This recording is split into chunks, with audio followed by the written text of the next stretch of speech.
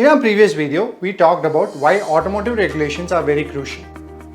Now let's zoom in on global safety regulations such as NCAP, which is also called as New Car Assessment Program, and their impact on the auto industry.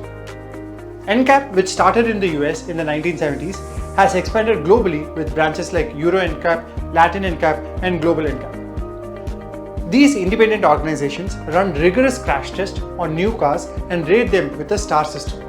The higher the star rating, the safer the car is considered to be. The results of these tests not only guide customers in making safer car choices, but also pressure manufacturers to improve their vehicle designs. One case study involves the Tata Nano, a low-cost car launched in India. Global NCAP conducted crash tests on the Nano, and the results were shocking.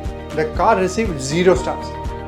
This sparked a wave of criticism and led to major changes in how manufacturers in India approach vehicle safety. Today, many of the same manufacturers produce cars that receive 5-star ratings in NCAP tests. NCAP ratings don't just influence consumer choice. They also directly impact manufacturers' decisions. A vehicle with poor safety rating often sees reduced sales and damaged brand reputation. Conversely, a 5-star rating can become a powerful selling point. But NCAP isn't just about crashworthiness. In recent years, NCAP has expanded to evaluate other areas like pedestrian safety, child occupant protection, and active safety systems.